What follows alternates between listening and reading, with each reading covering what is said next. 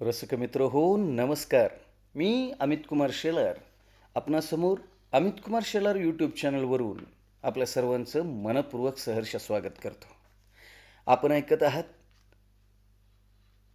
प्राध्यापिका सौ मानसी जोशी यांच्या ओळख या कथासंग्रहातील कथा ओळख.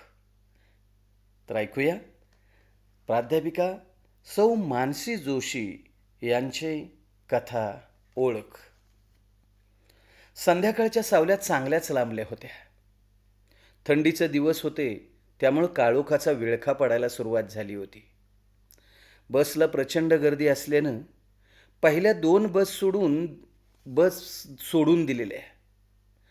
आता काय झालं तरी बसमध्ये चढायचंच या जिद्दीनं रमा बसमध्ये चढली. पण ती भयानक गर्दी, विचित्र नजरेनं पाहणारी माणसं, घामेजलेले वास आणि स्पर्श, नको तेव्हा ब्रेक लागल्यानं तोल सांभाळताना होणारी कसरत जीव नकोसा करत होती. पण हे तर रोजचंच होतं. याला रमा काय, कोणीच काही करू शकत नव्हतं. मध्यमवर्गीय लोकांना न नोकरी टाळता येते, न हा बस ट्रेनचा जिकिरीचा प्रवास. नशिबी आलेलं हे अटळ भोगच जणू. रमा गर्दीतनं वाट काढत कशीबशी बसमधून उतरली. खाली उतरल्यावर तिनं विस्कटलेली ओढणी सरळ केली आणि गर्दीतनं उतरताना चपलेचा अंगठा तुटल्याचं तिच्या लक्षात आलं. तशी ती हताश झाली. गेलेल्या बसकडं 2 मिनटं पाहत राहिली आणि आज फारच गर्दी होती बाई, मनाशीच पुटपुटत घराकडे चालायला लागली. पण काय, चपलेनं असाकार केलेला लगेच तिला जाणवला. आता मोची कुठे दिसतो का शोधावा लागेल. तिनं घड्याळात नजर टाकली. बाप रे, 7:30 होत आलेत. कसं व्हायचं आज आपलं? चुकलंच खरं तर. आपण 2 बस सोडायला नको होते. नाहीतर एव्हाना घरी जाऊन स्वयंपाकाला लागले असते. आता भाजी घ्यायची होती जाता जाता. हे चप्पल एक आजच तुटली. ते शिवून घ्यायला हवं. फुकट वेळ जाणार. त्यात आज संकष्टी चतुर्थी, म्हणजे वाटेत गणपतीच्या मंदिरात जायलाच पाहिजे. मेलं, सकाळी इतकी घाई होते की निवांत देवाकडं पाहताच येत नाही. या विचारावर रमा स्वतःशी हसली आणि स्वतःशीच म्हणाली, होय ग बाई, जणू आता तू त्याच्याकडे निवांत पाहतच बसणार असशील आ. केवढी ही विनोदी बुद्धी आपली. एवढ्या विचित्र परिस्थितीत ही काहीही सुचते. मोचीकडे चप्पल दिली आणि अंगठा लावायला आणि ती तिथंच क्षणभर टेकली. आता काही घरात गेल्यावर पाणीच काय, श्वास घ्यायला सुद्धा फुरसत मिळणार नाही. येणाऱ्या जाणाऱ्या गाड्यांचे हेडलाईट्स तिच्या डोळ्यावर पडत होते. प्रत्येक गाडी पुढं गेली की रमाला गडद अंधार झाल्यासारखं वाटायचं. मोची चप्पलेचा अंगठा लावेपर्यंत 5 मिनिटंसुद्धा तिला युगासारखी वाटली, या अंधारासारखी. मनात विचार आला, सांगू का फोन करून नवऱ्याला, आजच्या दिवस कुकर लावायला. पण छे, हा विचार जेवढ्या वेगात आला तेवढ्याच वेगात हवेत विरला. कारण तिला माहीत होतं, नवरा काय, सासू पण दारात बसून राहतील पण ढिम्म हलणार नाहीत. उलट गेल्या गेल्या कान विटण्यापेक्षा भराभरा आपणच जाऊ आणि सगळं करू. चप्पल शिवून झालं तसं रमा भरभर घराच्या दिशेने निघाली. आज भाजी बाजारात जायला नको. उगाच 10-15 मिनटं मोडतील. त्यापेक्षा घरी जे असेल त्यात आजचा दिवस भागवू, असा तिनं विचार केला. वाटेत गणपतीचं मंदिर लागलं. तिथंही आज गर्दी होती. दर्शनासाठीची रांग पाहून तिनं लांबूनच बाप्पाचं दर्शन घेतलं आणि लगेचच पायात चप्पल अडकवून ती चालायला लागली. थोडं पुढं गेल्यावर आणि तिच्या लक्षात आलं की पारावर कुणीतरी थंडीत कुडकुडत बसलंय. नवीनच दिसतंय कुणीतरी. कारण दर्शनासाठी कुणी आलेलं पारावर टेकेल तर एकमेकांशी गप्पा मारत बसेल. इथं तर अंधारात कुणीतरी एकटंच दिसतंय. तिनं जवळच जाऊन पाहिलं. कोण आहे हे बघावं आणि प्रसादही द्यावा थोडा, असा विचार करून ती पाराकडे वळली. पण वेळेचं भान आल्यावर पारावर प्रसाद टेकवून एकदम रस्त्याला लागली. बहुतेक म्हातारी बसले कुणीतरी, मनाशीच म्हणाले. जाऊ दे, असेल कुणीतरी. ऑफिसला जाताना उद्या बघू, असं म्हणत रमा झपाझपा पावलं टाकत घराकडे निघाली. आज घरातलं वातावरण हसरं खेळतं बघून तिला खूपच आश्चर्य वाटलं. कुकर फुरफुरत होता. भाजी बाजूच्या गॅस बर्नरवर शिजत होती. अहो, लाडक्या लेकीशी तिचा बाबा छान खेळत होता. तिला बघून सासूबाई म्हणाल्या, हो हो, अगं आलीस? हे बघ, चहा तयार आहे, घे घोटभर. बस हो. अहो पण आई, तुम्ही कशाला करताय सगळं? मी करेन हो, रोजच्यासारखं पटपट. अगं करशील तू, पण आज तुझा उपवास ना, म्हटलं तेवढीच थोडी मदत. रमेला मनातून चांगलं आश्चर्य वाटलं. पण असू दे, देर से आये दुरुस्त आहे, असं म्हणत तिनं उरलेलं सगळं आवरलं. जेवताना तिनं पारावरच्या त्या आजीबाईंचा विषय काढला. तेव्हा मनोरमाबाई चपापल्या. अगं असेल कुणीतरी भिकारीन, कशाला लक्ष द्यावं ते? अहो आई, त्यांचा चेहरा मला कुठंतरी पाहिल्यासारखा वाटतो हो. म्हणजे आठवत नाही, पण त्या बाई खानदानी घरातल्या असणार बघा. हो. रमा आपल्याच विचारात हरवून बोलत होती.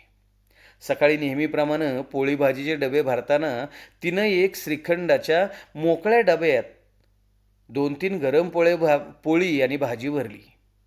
बरोबर एक जुनी शाल घेतली होती. होईल त्या आजीबाईंना. मनोरमा सगळं पाहत होती, पण तिनं हे कोणाला असं प्रश्न विचारला नाही. खरं तर हे पण मोठं आश्चर्यच होतं. पण आज रमाला फार विचारायची सवड पण नव्हती. लेकीला पाळणाघरात सोडून त्या पारावरच्या आजींना खाऊ घालून ऑफिसमध्ये पोचायचं होतं. आश्चर्याचे धक्केसुद्धा पचवायला आता आपल्याला ताकद नाही, असं म्हणत ती लेकीला घेऊन बाहेर पडली. पारावर आली तर पार रिकामा. एवढं सगळं घेतलं आणि या बाई कुठं गायब झाल्या कोणास ठाऊक. हे ओझं घेऊन ऑफिसला जायचं? छे छे, केवढी गर्दी असते लोकलला आणि बसला.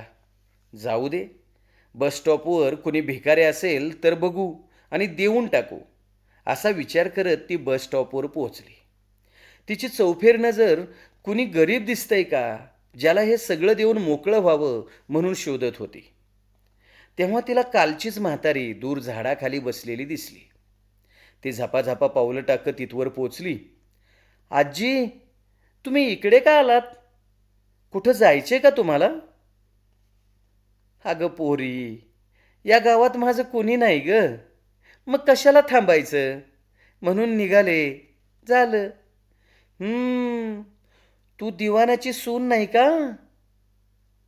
तुम्ही कसं ओळखलत हो? मलाही तुम्हाला कुठंतरी पाहिल्यासारखं वाटतंय, पण कुठं ते आठवत नाही हो. असू दे पोरी, नको स्मृतीला ताण देऊस. आजी, तुमच्यासाठी गरम गरम पोळी भाजी आणली आहे, ती खाऊन घ्या आधी. तुम्ही बरेच दिवस उपाशी असल्यासारखं वाटतंय. नाही ग, काल तुमच्या घरीच तर पोळी भाजी खाल्ली होती. म्हणजे मला कळलं नाही. काय म्हणताय तुम्ही? अगं, मी मनोरमेची बालमैत्रीण सुधा. अगं, तुझ्या लग्नाला पण आले होते मी. काल तुझा फोटोही पाहिला घरी तुझ्या, म्हणून तर ओळखलं तुला. गुणाची आहेस ग पोरी. मनोरमा मोठी भाग्यवान आहे बघ. तरी मी कालपासून तुम्हाला कुठंतरी पाहिलंय हे आठवत होते. पण मग आमच्या घरी येऊन तुम्ही पारावर कशा?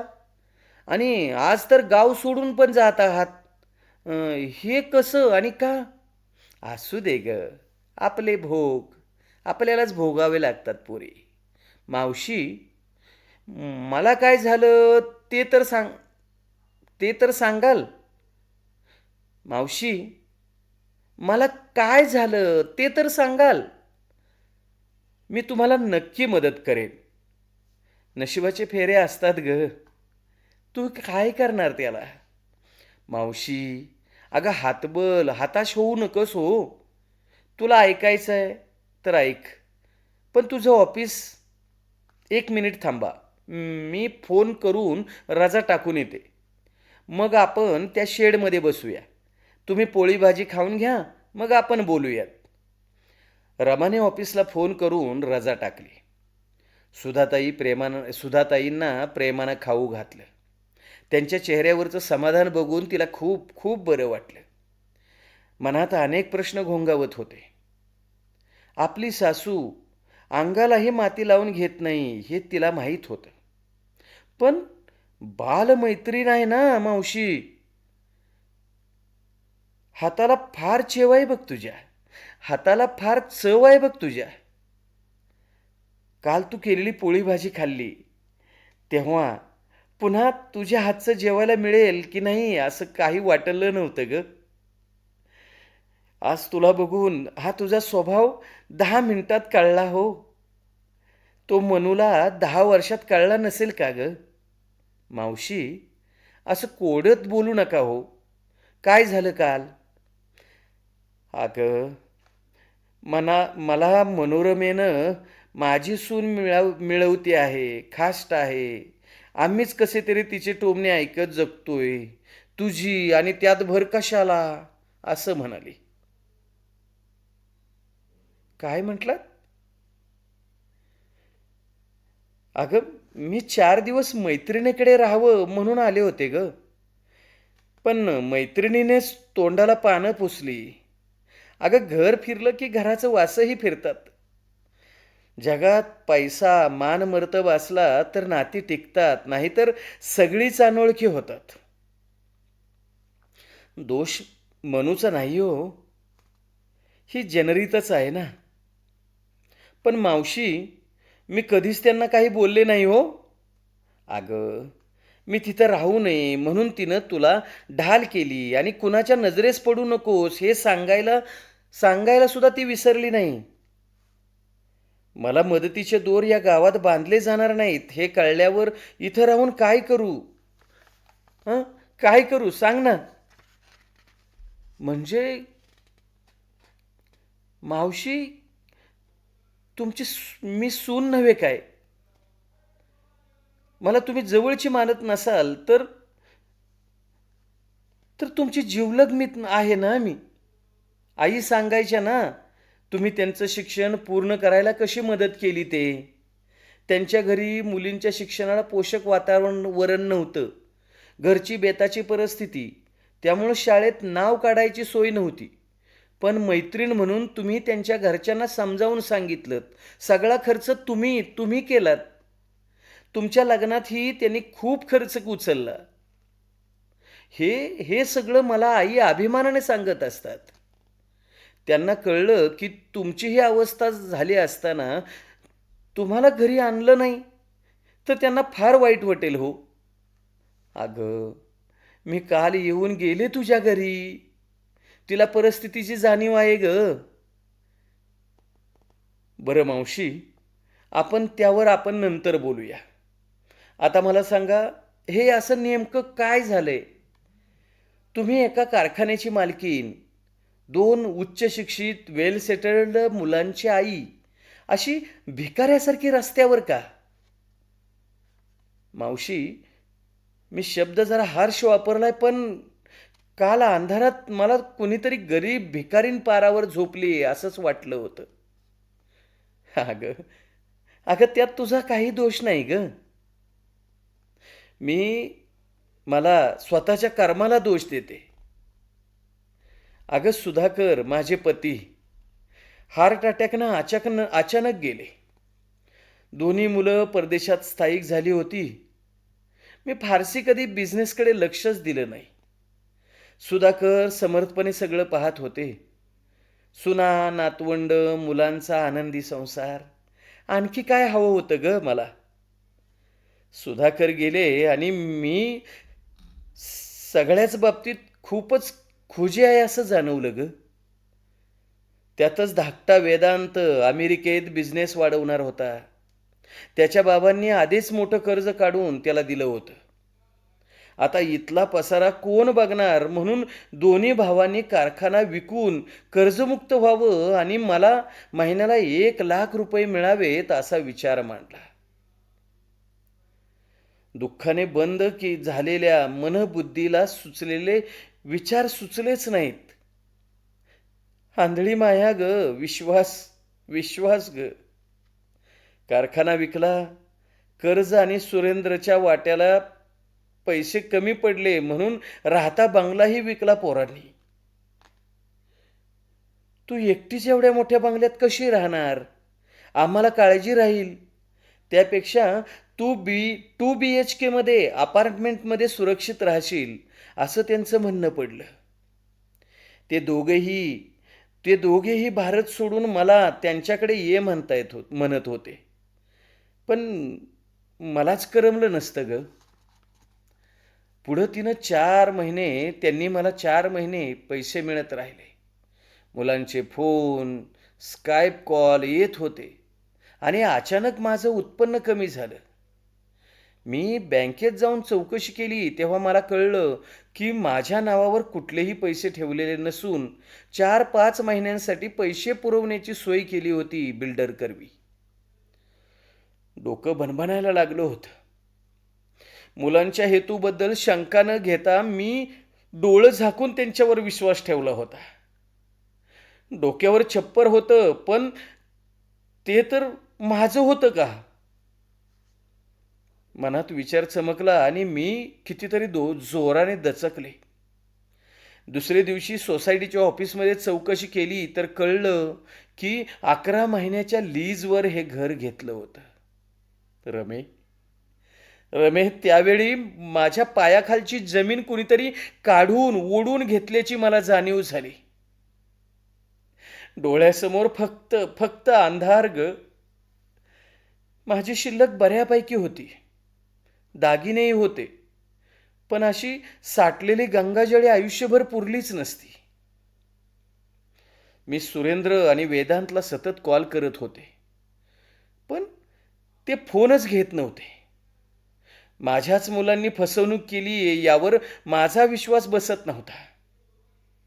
पण संपर्क जसा जसा होत नव्हता तशी तशी मनाची खात्री पटू लागली. मी ज्या व्यक्तीने कारखाना घेतला होता त्याला थोडीफार ओळखत होते.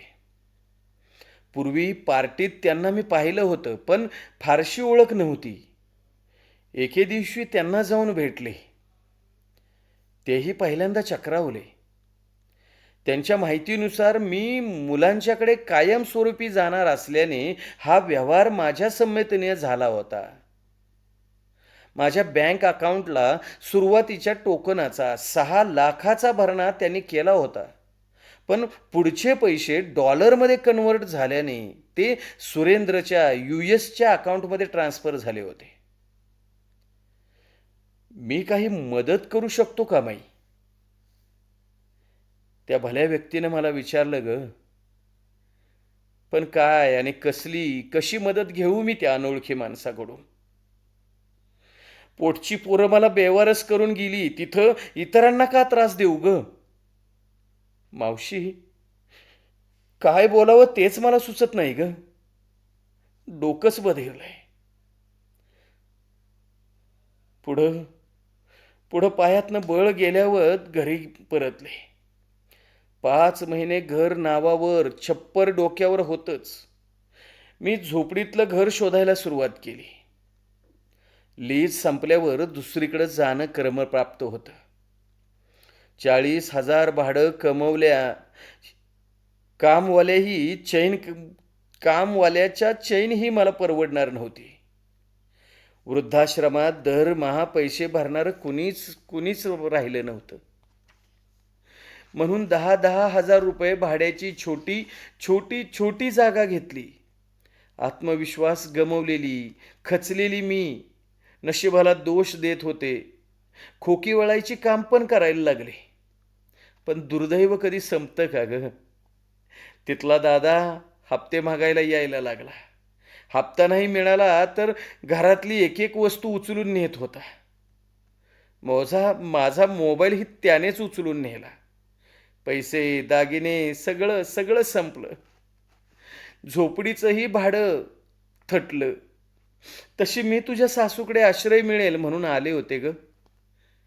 पण तिनं तर तुझीच भीती घालून मला घराबाहेर लावलं. तू भिकारीनं म्हटलंस तरी हरकत नाही ग.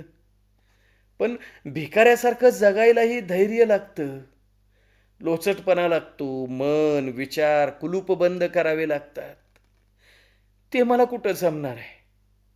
आणि आत्महत्या करावी या दृढतेकडं अजून मी आलेले नाही ग. रमा नखशिकांत थरथरली. मावशी, पुन्हा असं बोलू नका. कोणी नाही तुम्हाला असं समजू नका. मी आहे तुमची तुमची मुलगी. डोळे पुसा, डोळे पुसा आणि चला घरी. घरी? कुणाच्या? अहो कुणाच्या काय? आपल्या घरी. अगं पोरी, मोठं धाडस करतेस ग. तुझ्या सासू नवऱ्याला कळलं तर ते तुला फाडून खातील. मला नाती फार जवळून समजू लागलेत ग. पण तरीही नात्यातला अंदाज ब्रह्मदेवही अचूक बांधू शकणार नाही. तिथं आपली काय कथा? काही होणार नाही मावशी. चला, चला तुम्ही घरी. रमाने रिक्षा थांबवली आणि दोघी घरी आल्या. सुधाला रमाबरोबर बघून मनोरमा सटपटली. अगं सुधा, तू? होय, मी. तुझ्या सुनेनं ओळखलं ग मला आणि इकडं घेऊन आली बघ. मी मी नको म्हणत होती, पण माझं ऐकलंच नाही तिनं. हो, आहेस ती अशी शहाणी. आता आलीच आहेस तर बस थोडा वेळ.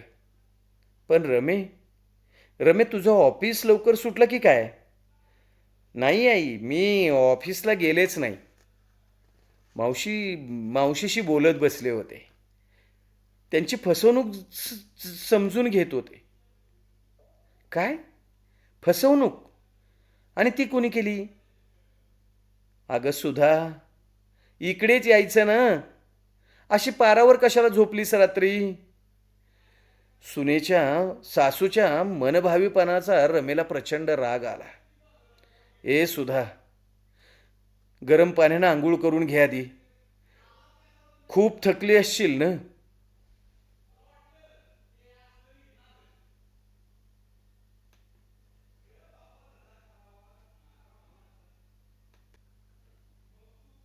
तुझी सून मोठी गुणाची आहे ग. मावशी, मावशी माझं कौतुक राहू दे. तुम्ही मैत्रिणी भेटलात ना. पोटभर खाणं पिणं, मोठभर गप्पा झाल्या हो आमच्या.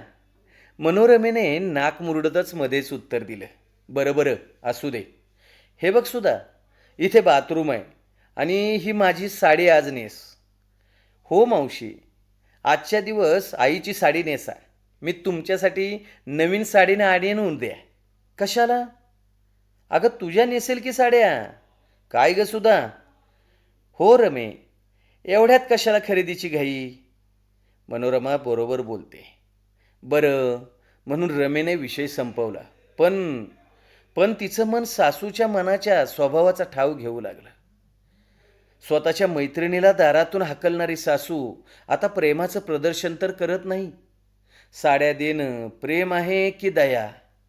की नवीन साडी तिला मिळू नये याची सोय? काय समजावं? तोवर सासूनं तिला बोलवलं. पण यावेळी नेहमीप्रमाणे रमेला सासू रागवेल याचं दडपण मात्र आलं नाही. आले आले आले आले म्हणत सासूच्या बेडरूममध्ये ती गेली. बोला, बोला, काय बोला? कुणाच्या परवानगीनं घरी आणलंस? कुणाला काय? अगं सुधाला का घरी आणलंस?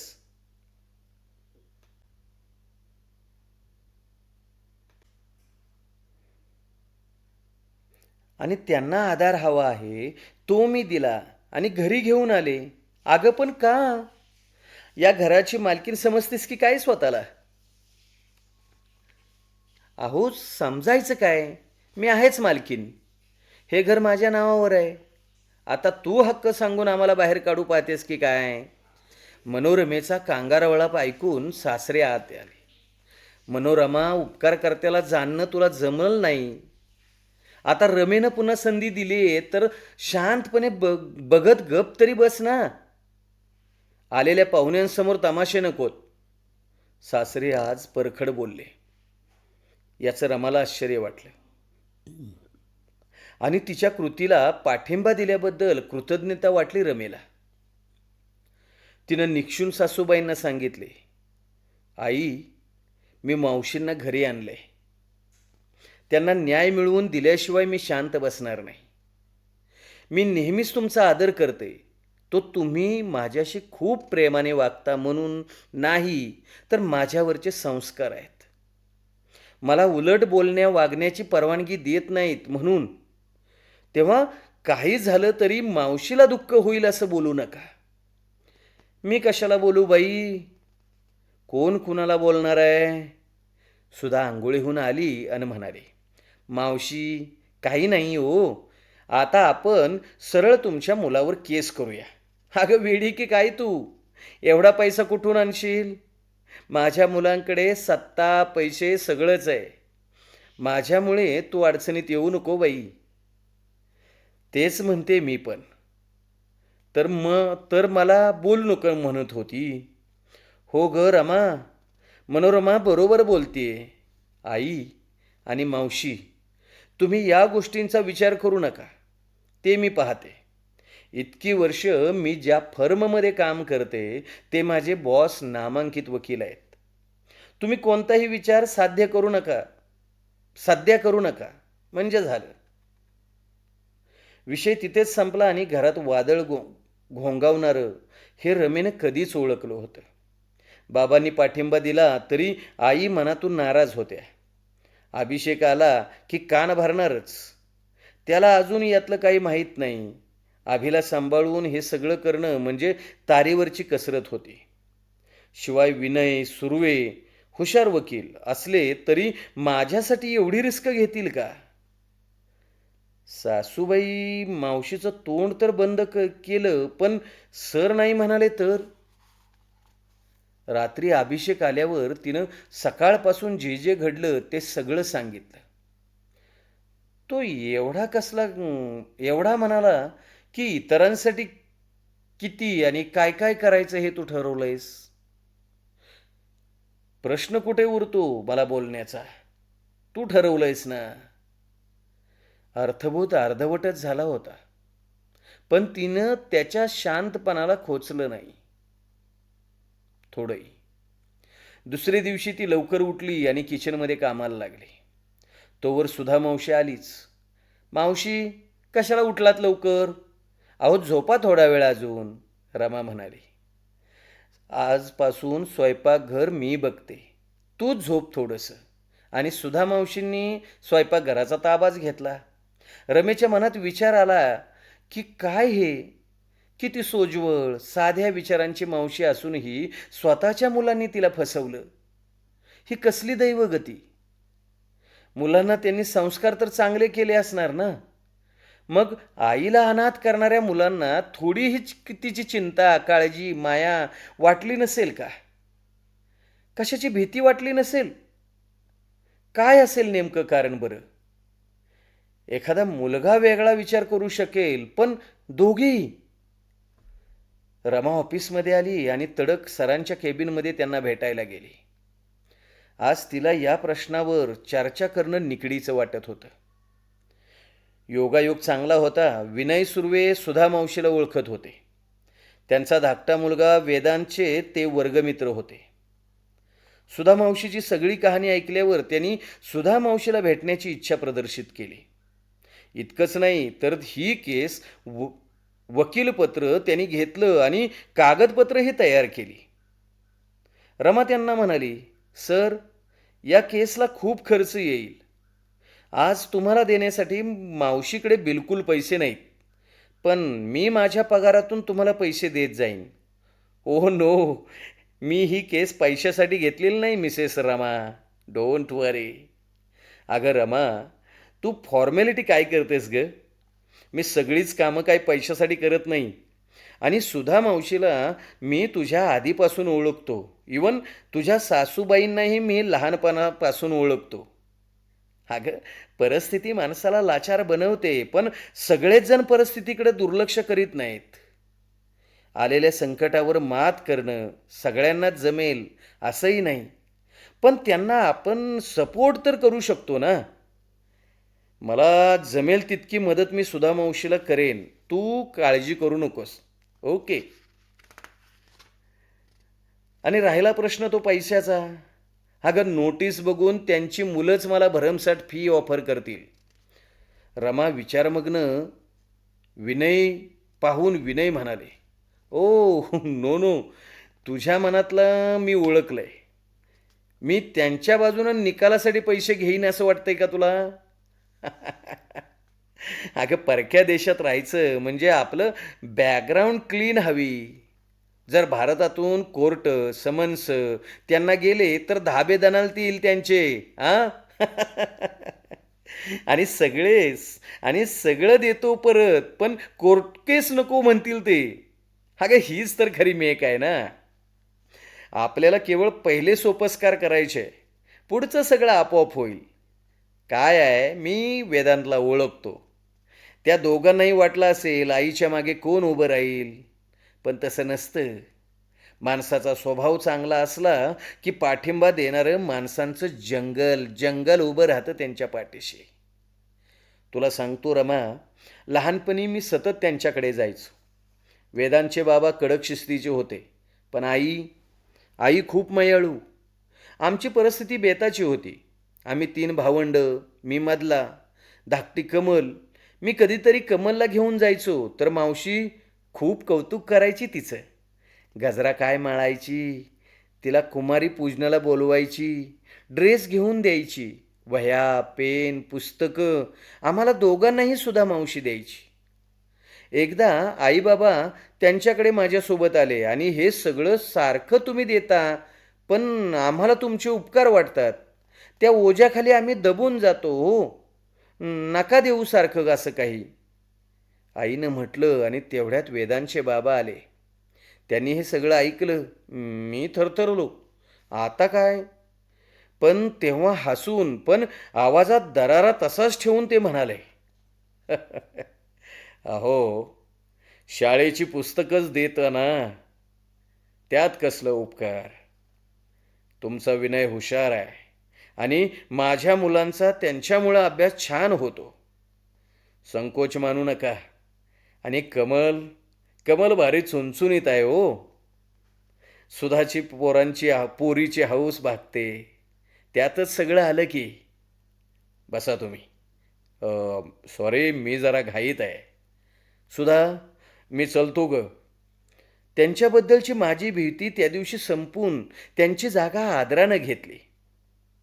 मुलांनी शेफारून जाऊ नये, वळणात राहावं म्हणून ते नेहमी स्वतः शिस्तबद्ध राहत आणि मुलांनाही शिस्त शिकवत. पण रमा, एवढ्या चांगल्या आईवडिलांची मुलं इतकी इतकी स्वार्थी का असावीत? हा प्रश्न मला खूप सतावतोय. बोलल्याप्रमाणे ॲडव्होकेट विनय सुर्वे यांनी लगेच नोटीस तयार करून सुधा मावशींच्या दोन्ही मुलांना पाठवली. आणि काय आश्चर्य, म्हणजे 4-5 दिवसात सुधा मावशींची दोन्ही मुलं धावतच भारतात आली. चिडचिड, राग, क्रोधाची परिसीमा गाठून त्यांच्यावर विनयनं त्यांना आकाशातून जमिनीवर आणून कायद्याच्या भाषेत काय होईल याची जाणीव करून दिली. आपला मित्र एक नामवंत वकील असून तो आपल्या आईच्या पाठीशी ठामपणे उभा आहे, हे पचवणं दोघांनाही जड गेलं. वकिलाला पैसे देऊन सेटलमेंट करण्याचा विचारही कापूर होऊन गेला. दोघांनीही भरपूर पैशाचं आमिष दाखवलं, पण विनयनं जे सुधा मावशींचं होतं ते जसंच्या तसं परत केलं तर कोर्टाच्या बाहेर सेटलमेंट होईल असं ठणकावून सांगितल्यामुळं त्यांच्यापुढं कुठलाच पर्याय राहत नव्हता. जर केस चालली आणि आरोप सिद्ध झाला तर त्यांना ग्रीन कार्डच नव्हे, व्हिसासुद्धा कॅन्सल झाला असता त्यांचा. आई एकटी आहे, असं काही करेल याची सुतराम शक्यता नसल्यामुळं त्यांनी आपल्याच आईची फसवणूक केली. आणि आता तीच फसवणूक महागात पडण्याची चिन्ह दिसू लागल्यावर त्यांनी सपशेल माघार घेतली.